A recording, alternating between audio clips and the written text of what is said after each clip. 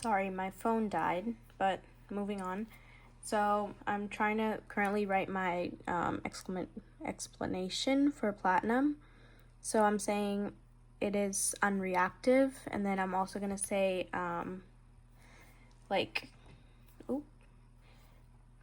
this means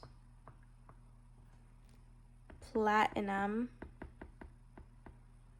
can't easily lose or gain electrons, right? Where am I going with this?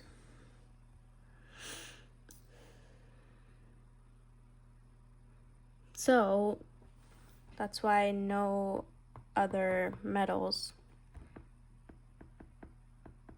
can reduce the PT ions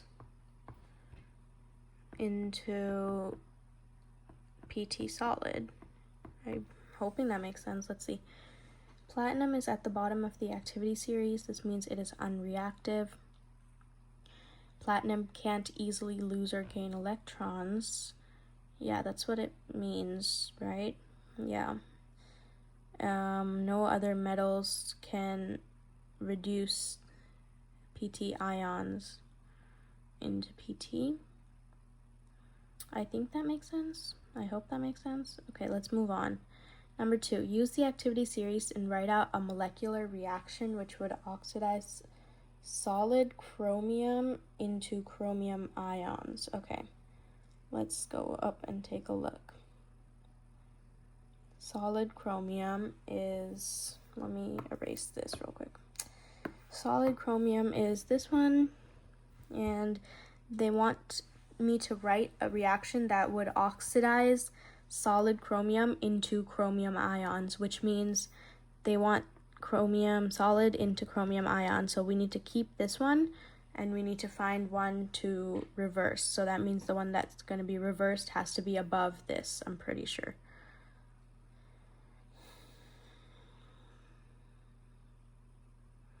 Okay, I'm just going to choose aluminum because I'm familiar with aluminum, I guess.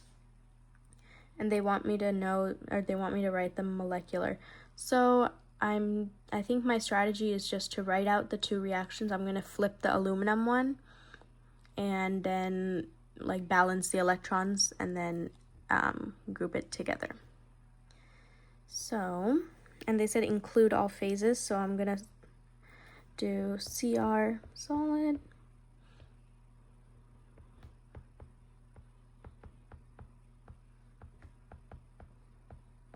right? Okay.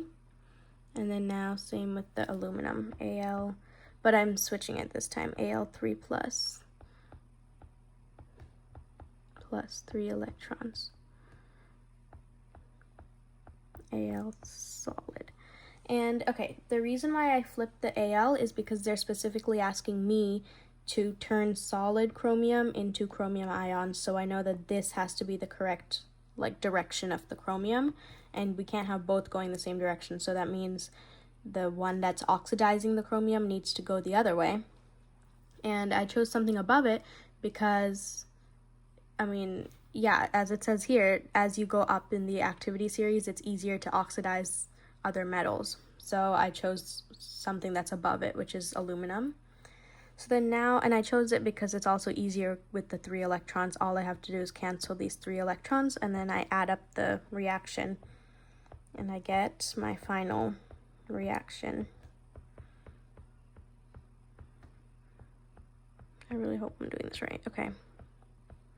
So my final reaction is Al3 plus chromium solid gives you chromium 3 plus and Al solid. Now I'm just going to write that same thing up here. And it's balanced because everything's at a 1 ratio.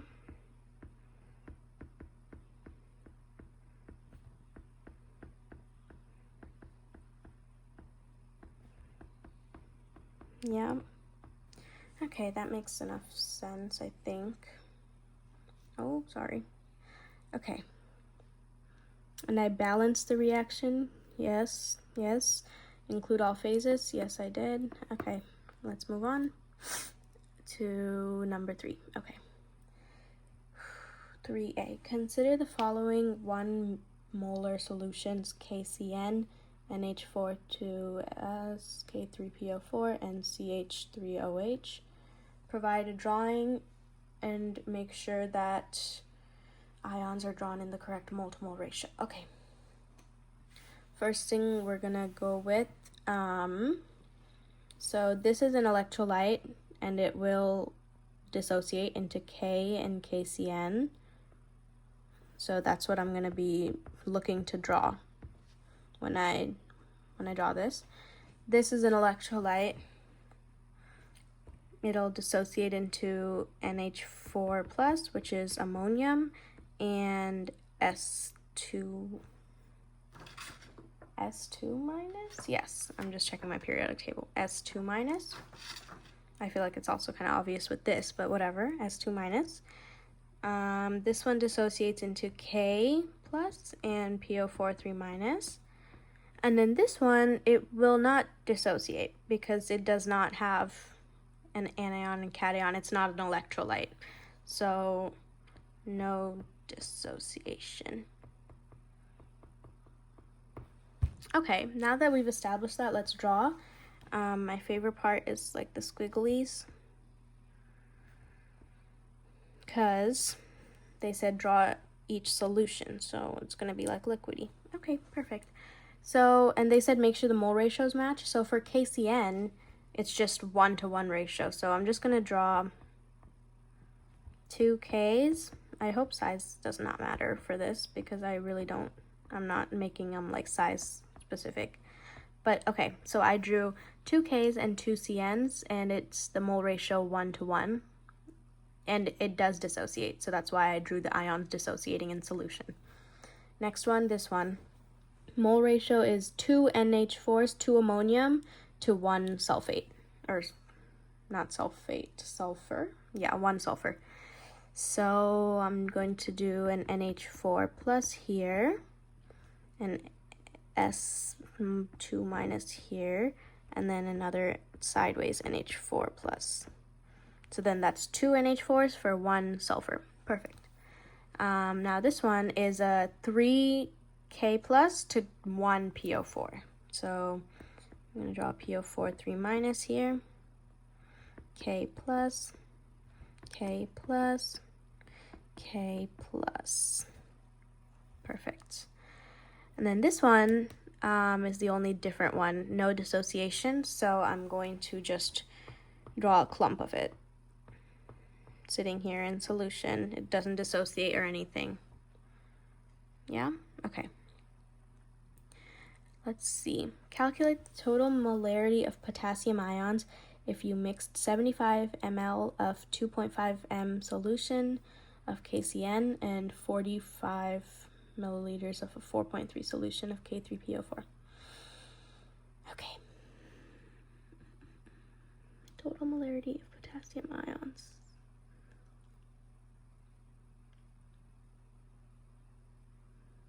I'm like trying to think. Okay. So my game plan is to, since they give me volume and molarity of both, I'm going to find the moles of KCN, moles of K3PO4, and together just the moles of the K on both of them, and then add up the moles. So then I only have moles of potassium, and then I use moles of potassium and the total volume to get my total molarity. That's my game plan.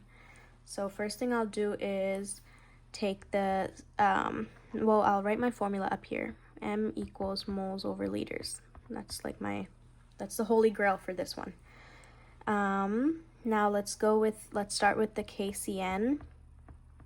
So using this formula, I'm just going to tweak it and say moles equals molarity times liters. So in this case, it's going to be 2.5 molar times 75 milliliters is 0.075 liters. Okay. I'm going to set everything up first, and then I'm going to pull out my calculator and do the calculations. That's just what I prefer to do. But yeah, so that's the one for KCN moles. And then for K3PO4, it's just going to be moles, pretty much the same thing, but different numbers. Moles equals M times L, which is molarity times liters. In this case, it's 4.3 molar times, and then 45 divided by 1,000 to get liters is 0.045 liters equals, okay. And I have my calculator here, so I'm going to do both of the things on my calculator. Clear everything. 2.5 times 0.075 gives us 0.1875. I'm not worried about sig figs at this point. I just want to make sure there's no rounding errors. Once we get to the end result, I will figure out how many sig figs we need. And then the second thing I'm doing is 4.3 times 0.045, which gives us 0.1935.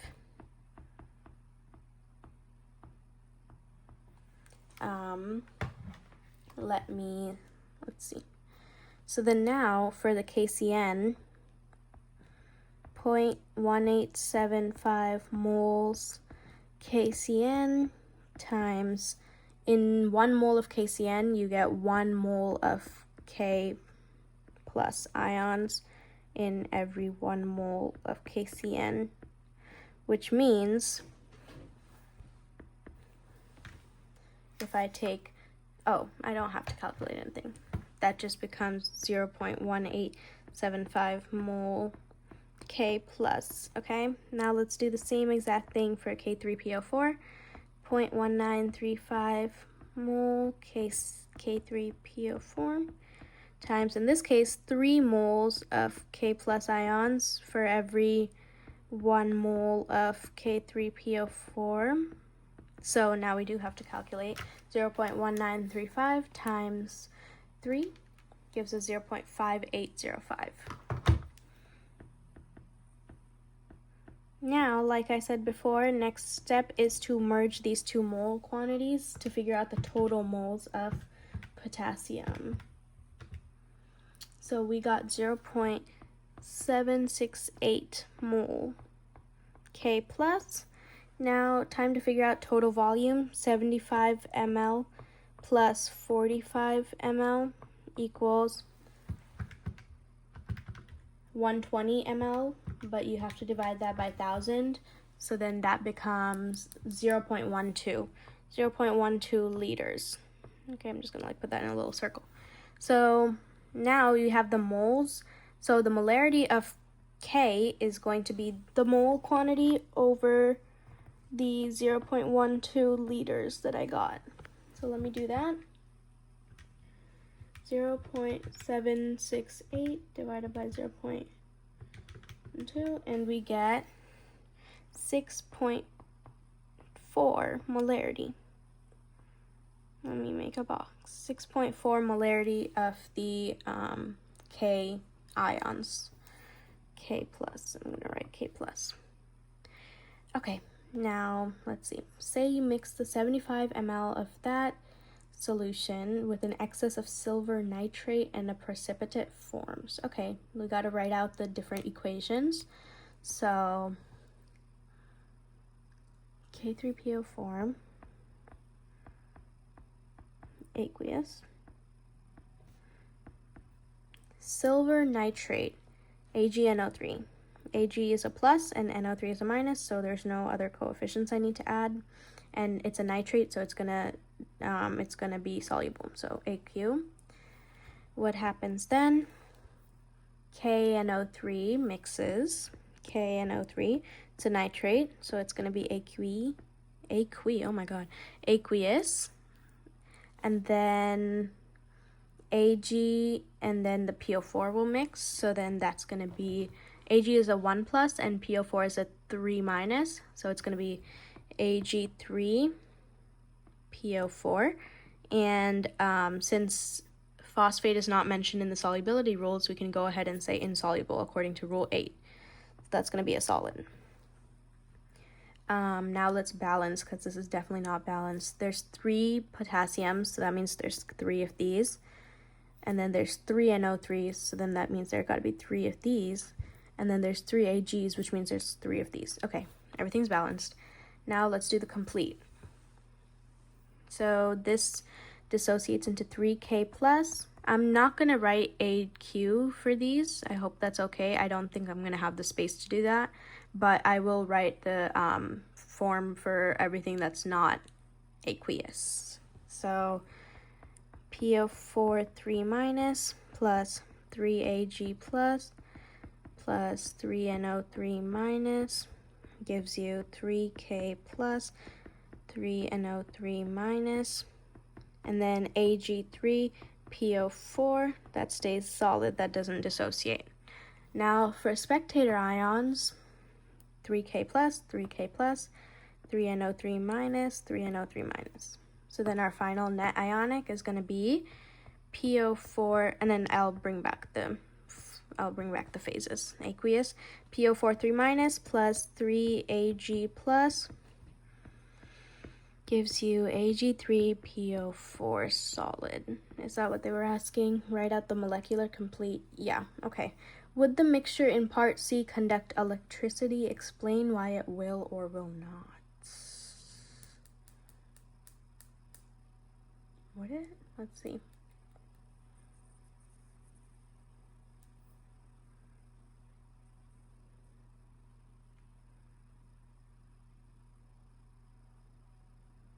I'm like trying to think. Would the mixture in part C conduct electricity? What are we mixing? We're mixing K3PO4, potassium phosphate, and silver nitrate, and the precipitate forms. No, I'm gonna say that. So I'm thinking no, only because by the time we get to our net ionic, there's no ions that are produced, and in order to conduct electricity, you need ions. But at the same time, yeah, so I'm gonna say,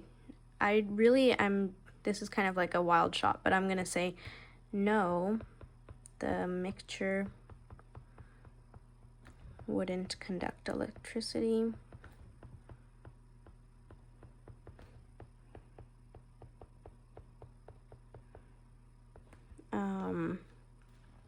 In order to conduct electricity, we need ions in the final products of the reaction, because ions are the ones that conduct electricity. If we just create a precipitate and none of the ions are remaining, I don't think it would conduct electricity. So that's going to be my answer for that. Okay, final stretch, number 4. You walk into a lab and find an unknown powder. Solves in water, only labeled glitter. Ooh, that's fun. You perform an elemental analysis, burn it in the presence of oxygen. You take 1.2894 grams, combust it, create this much of this, and this. Determine the empirical formula. Okay, so what I'm first going to do, I know for the empirical formula, you need to have the moles of like each and everything. It's a hydrocarbon, so it's going to be, I'm thinking it's going to be, you burn it in the presence of presence of oxygen. So I believe it's going to look something like CXHYO2, because that's oxygen. HY plus oxygen gives you, but we cannot balance this again because we don't know the subscripts. Gives you CO2, H2O, and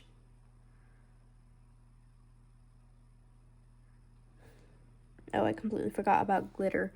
Okay, so then instead of the CH thing, it would be, I guess, CXHYGLZ.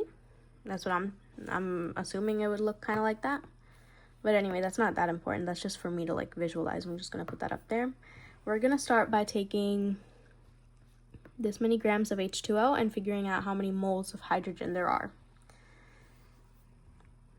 0.3085 grams hydrogen times, water, H2O, times 1 mole H2O over the molar mass of hydrogen, or H2O, is 18.02 grams H2O equals, let me do that in my calculator, 0.3085 divided by 18.02. 0.3085 divided by 18.02 gives us, and everyone, this one is 5, so I'm just going to leave it at 5. For now, 0.0171986, so it's going to be 0.017120 mole H. I'm going to like double check real quick about sig fig issue. I'm like worried about sig figs a little bit. Okay, sorry, ignore that tangent. Let's keep going. So then that's how many moles of hydrogen there is in the, oh wait, no, that's definitely not. I'm so sorry, I'm like, my brain is shutting off. This is moles H2O, but I need to find, so it's going to be 2 moles hydrogen in every 1 mole of H2O. Now I can find the final moles of hydrogen. So 0.03420, 0.03440 mole H. Okay, we found mole H. Next we'll do carbon and CO2. So 0.6028 grams CO2 times 1 mole CO2 over, that's 16 times 2 is 32, plus 12.01 is 44.01 grams CO2 times 1 mole C over 1 mole CO2 gives us, in my calculator,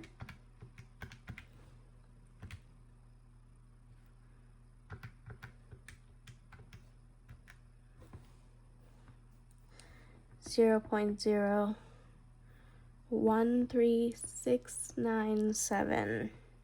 Oh, it's like all over the place. Mole C. Okay, now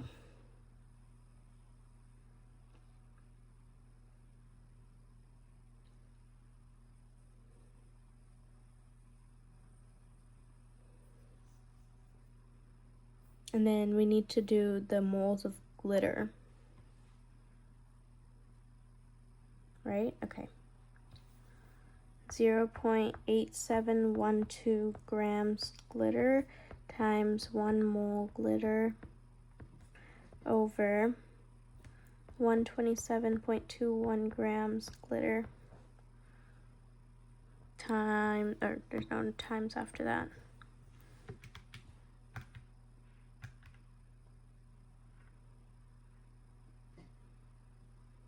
One 8712 divided by 127.21. So then that gives us 0.0068485 moles GL. Okay, now that we have our moles of whatever's going to be in the hydrocarbon, I don't think we care about oxygen at this point, so we're going to determine the empirical formula by putting all of our mole quantities right here. Mole H, 0.01367 mole C, 0.0068485 mole. And we will divide by the smallest, which is obviously going to be glitter, divided by 0.0068485 equals, divided by 0.0068485 equals, divided by 0.0068485 485 equals. Now let me do that on my calculations. Well, this one is just going to be 1.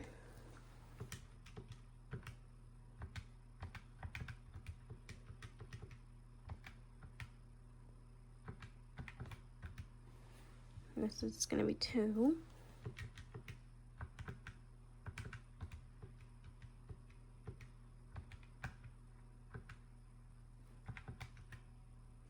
And this is going to be 4.999, which rounds to 5. So basically our empirical formula is going to be C2H5Gl. Yeah, okay. So this is all the work I've done. I'll zoom out. I'm going to just show you all my pages real quick, just in case. Let me just start from the beginning. Yeah, okay. So this is my page 1. This is my page 2. Page 3.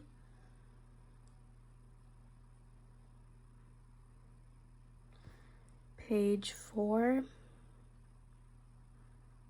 And yeah, that's about it. Thank you so much for letting me do this video retake, and then please let me know if you have any questions or if I have to explain something else. Thank you.